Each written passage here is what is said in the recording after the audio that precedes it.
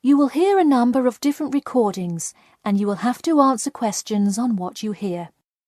There will be time for you to read the instructions and questions, and you will have a chance to check your work. All the recordings will be played once only. The test is in 4 sections. At the end of the test, you will be given 10 minutes to transfer your answers to an answer sheet. Now turn to Section 1. Section 1. You will hear a conversation between Peter and Jim talking about some details for their shared accommodation. First, you have some time to look at questions 1 to 4.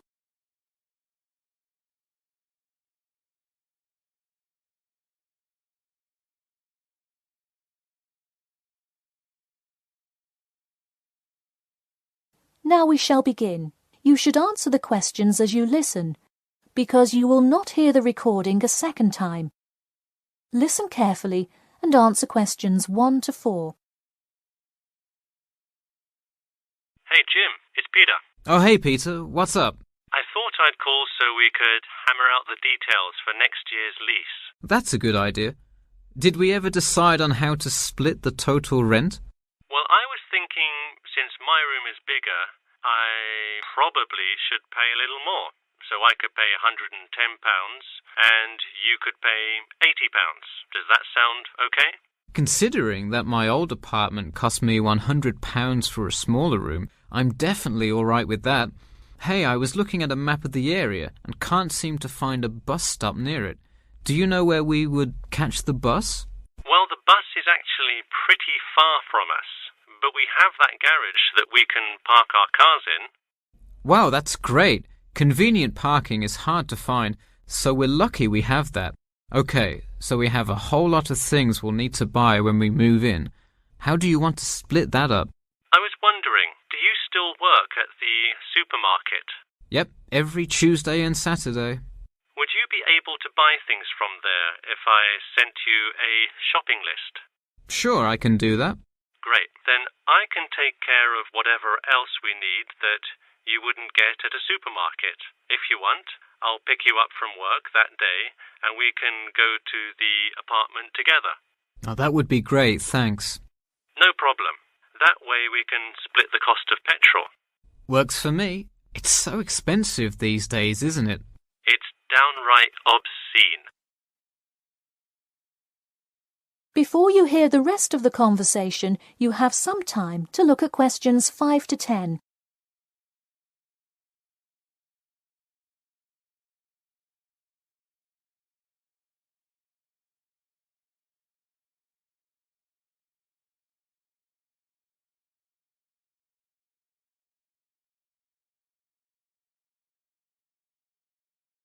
Now listen and answer questions 5 to 10. So let's figure out what appliances we need. Do we have a microwave? Yes, the landlord's providing that for us. Hey, do you still have that space heater, though? We need one for the kitchen since it's not connected to the central heating. All right, I'll bring that. Anything else? Well, I have some dining room and living room furniture I can bring, so that should take care of most of the big stuff. You know what we do need, though? Could you bring a toaster? I actually don't have one. It doesn't come with the microwave. No, the landlord is only supplying the microwave. It would really help if you could bring one. Okay, I'll pick one up at the store. You know, I also have this cool antique rotary phone that would be a cool addition to the apartment, sort of as decoration and utility. Oh, cool. The only thing is, we'd have to put it in the kitchen unless you want it in your room. Why not put it in the living room? The living room's too loud to have a phone conversation. The noise sort of carries, so if one person is trying to watch TV or have friends over, the person on the phone won't be able to hear. Okay, well I guess kitchen it is then. Any other big things we need? That seems like everything. That's all I can think of. And of course, move-in is... June the 1st. I can't wait. We'll be able to watch the big game in our new apartment. It's going to be awesome. Yeah, we can move in the morning, and then Friday night we can sit back and cheer on Liverpool. I have an exam in the morning, but we'll be done around 11 a.m. and can move in after. Wait, Liverpool? You're joking, right? I thought you were a Manchester United fan. Man U? No way. Liverpool all the way. Oh no, I don't know if I can live with a Liverpool fan. That is the end of section 1. You now have half a minute to check your answers.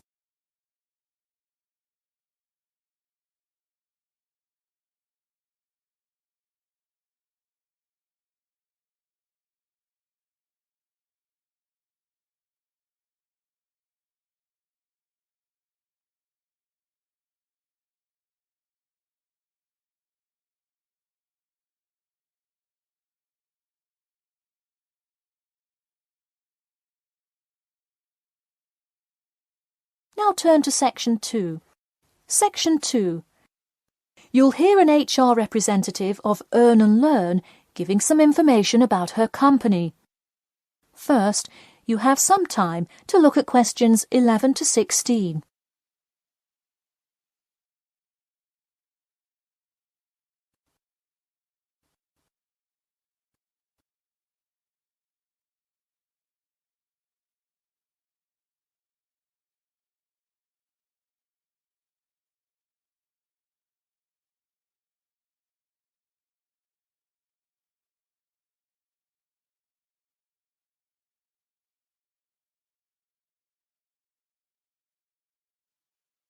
Now listen carefully and answer questions 11 to 16.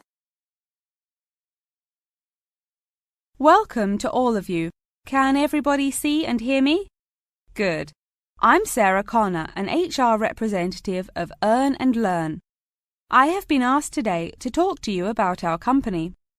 So, for those of you who don't know very much about the company, let me start by giving you some basic information about it. Earn and Learn started nearly 20 years ago. It is not a charity but a for-profit company that enables promising entrepreneurs to make money while traveling. During the past 10 years, it has grown rapidly and has gained great influence in most countries of the world. We have a partnership with the school and take a large number of recent graduates from the business school. So, if you are a recent graduate, I'd say you can consider applying to our company. Before your application, you might be curious about what sort of places you could go to.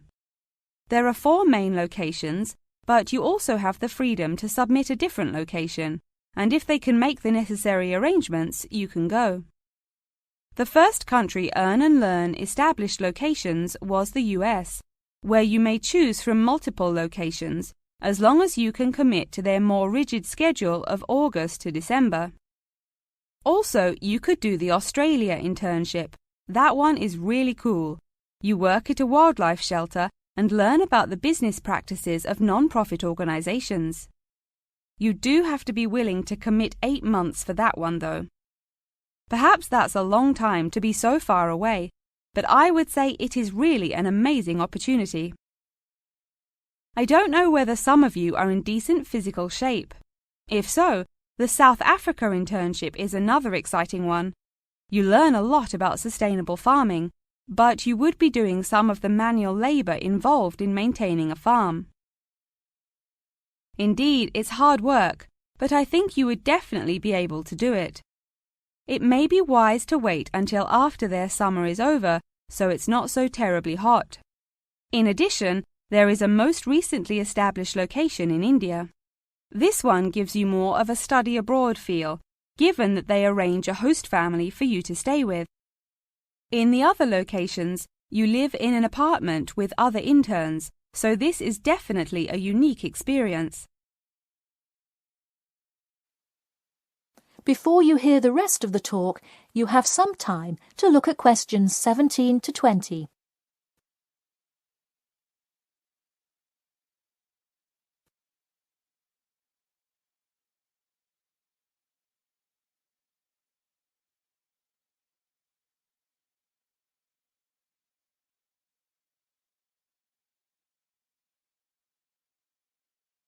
Now listen and answer questions 17 to 20.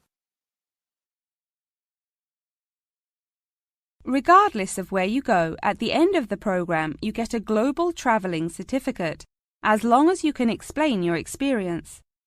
You can provide a written log of what you did. I recommend writing journal or blog entries about what you do every day, or a weekly summary of each day. Of course, you don't have to write up a formal report or anything like that, and you need to apply for it once you have returned. Some students may want to know whether this is a paid internship. Actually, you have to pay for the flight there yourself. But you have the opportunity to create your own small business, which could earn you money if it's successful. So basically, you pay for it all up front, but when you're there, you can find ways to make money. That is to say, you pay for 2/3 of the cost up front as a deposit, and then give the final installment 1 month prior to your return. Finally, I have to remind you that you need a health check before you go, to make sure you're not going to spread any communicable diseases. In addition, before you go, you don't have to attend any meetings or workshops. You'll meet everyone you'll be working with once you get there. Okay, well, that's all I've time for today. Thanks for listening, and I'm happy to take any questions if you have them. That is the end of Section 2. You now have half a minute to check your answers.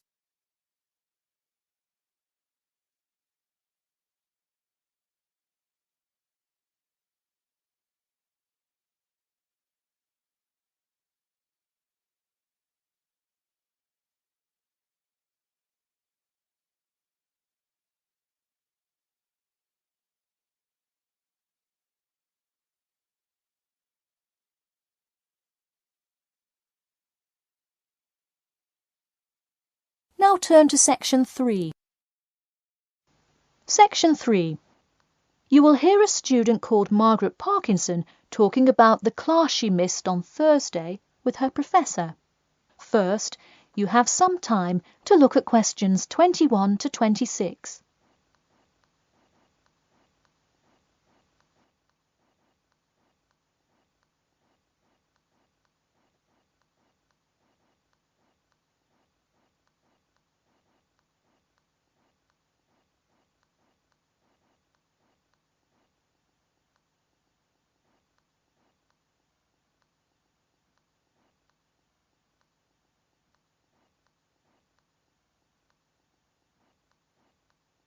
Now, listen carefully and answer questions 21 to 26. Hi, Professor Timmons, do you have a few minutes? I was hoping to talk about what I missed on Thursday. Hello, come in. Sure, sit down. Could you tell me your name, please? Margaret, sir. Margaret Parkinson. I apologise for missing your class, but I had to go to the hospital. I'm sorry to hear that. Everything is okay now, though, I hope? Yes, thanks. Glad to hear it. So on Thursday, I outlined the research project that will account for 30% of your grade. All students will be divided into groups and will give a well-researched presentation to the class covering a specific topic relevant to student life. Oh, that sounds interesting. Can we choose just any topic that pertains to life as a student, like how to start your own student organisation? Well, though I'm sure that would be an informative presentation, I've already chosen a list of topics which I will assign. As an example, I assigned one group the topic of student loans. They're to research not just the prevalence of students who have loans to pay for their tuition, but information as to how best to manage these loans and possible scholarships that could alleviate some of the financial burden. That one sounds particularly interesting to me. Could I request that topic? I could easily find out a lot about it by stopping by the finance office on my way to class. Unfortunately, that one's already taken by another group. I have, however, assigned you to a group and given you all one of two choices. Oh, I see. What are the choices? The first is discussing smoking, trends in the number of student smokers compared with the general population, popular reasons students take up smoking, and more healthy alternatives to smoking. That one could be interesting. I'm not a smoker myself, but we'll see what my group thinks. If we did choose this topic, we would rather not put our fellow students on the spot to interview them. Where else could we gather information? How about where the cigarettes are sold? Oh, that's a great idea. I could interview the manager of a supermarket and find out the average age of people buying cigarettes, or how much they buy, that sort of thing. Precisely. Okay, I'll keep that in mind. And what was the other topic? The other topic is the practice of natural medicine. It sounds far more specific than the others, but it is more of an exercise of outlining a career path. If your group chooses this, you would cover the specifics of becoming a doctor of natural medicine, how to become licensed to practice natural medicine, what the career outlook is, etc. You could find much of the information you need on this in the Careers Office. Wow, that would be really helpful, not just in learning about natural medicine, but in how to approach researching any career path. That's the idea. I want groups to really think outside the box to find information on their topics. They should interview multiple sources. Okay, now I think I have the general idea. Before you hear the rest of the talk, you have some time to look at questions 27 to 30.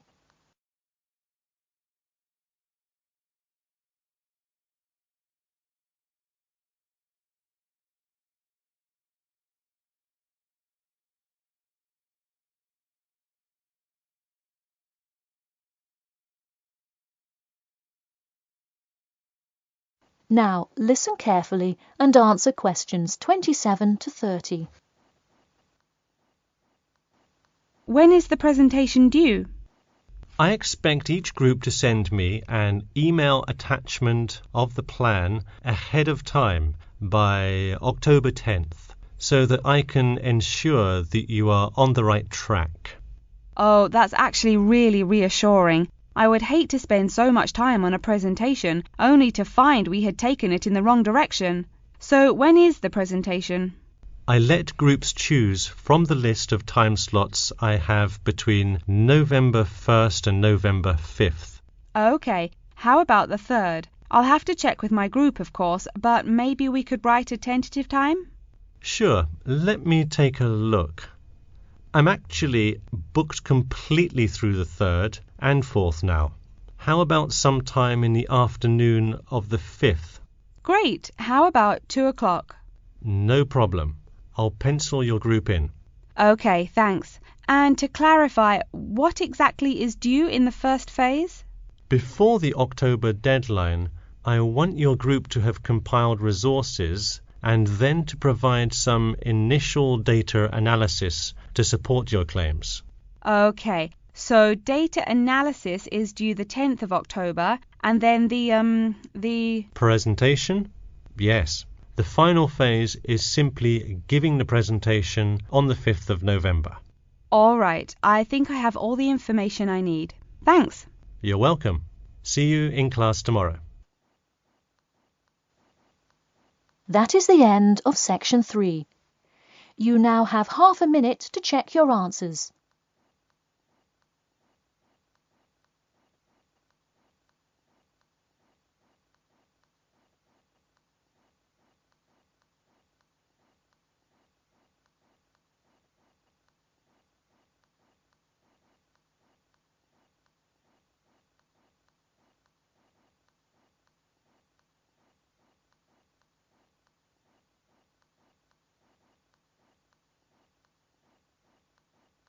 Now turn to section 4. Section 4. You will hear an introduction about an eco-friendly building called the Gherkin. First, you have some time to look at questions 31 to 40.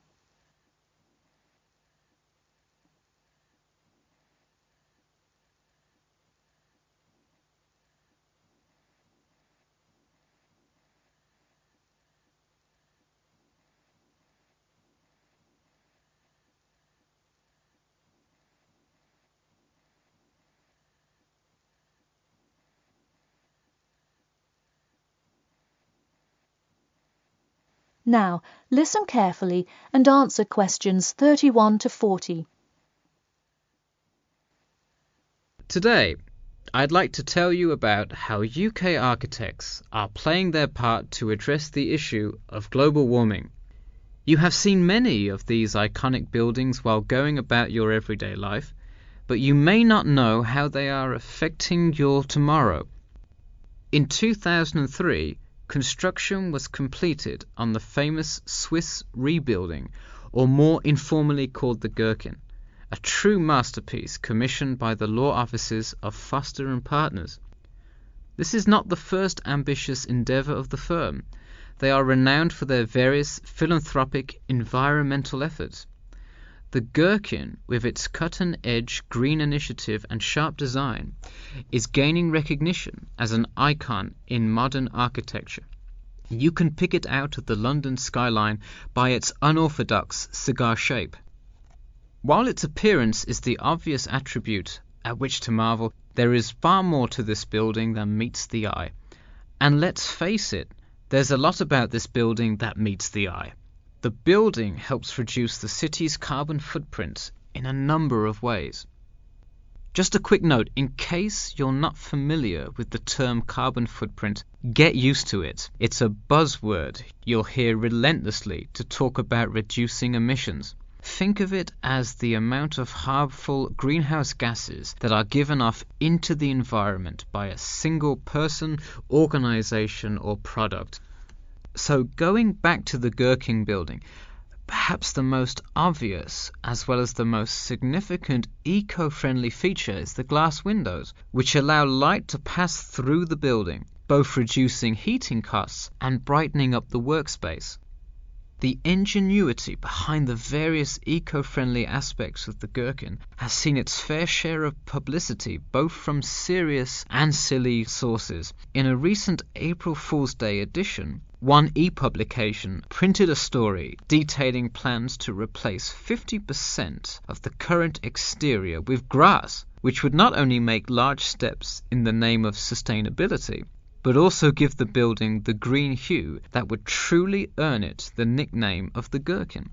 The only drawback is, as you may have guessed, that this story was an April Fool's Day joke and completely made up.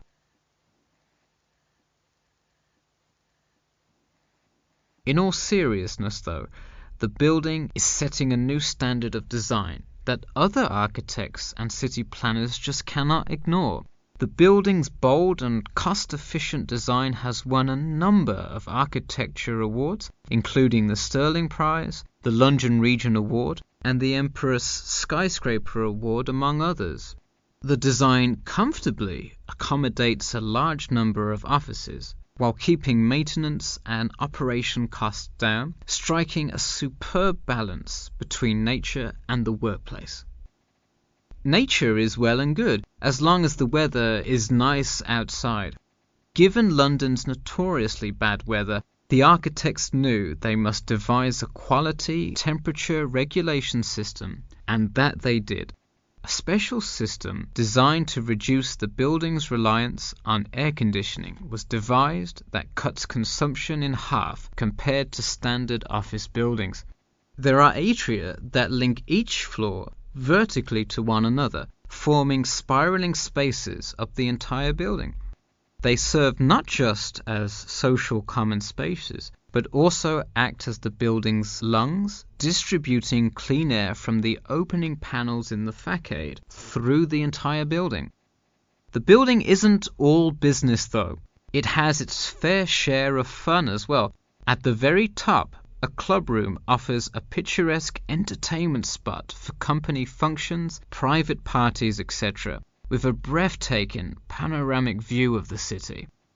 The creation of such an innovative structure has many wondering what the future of urban planning and architecture may be.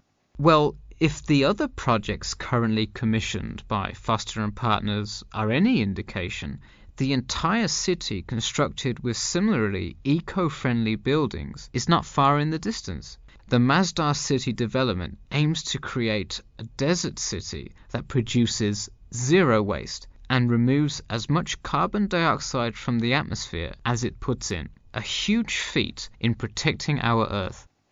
The gherkin is a truly impressive feat, yet it is not the only one worth noting. Now, to move on to another green initiative, I'll tell you about the Eden Foundation building found in Cornwall. That is the end of section 4. You now have half a minute to check your answers.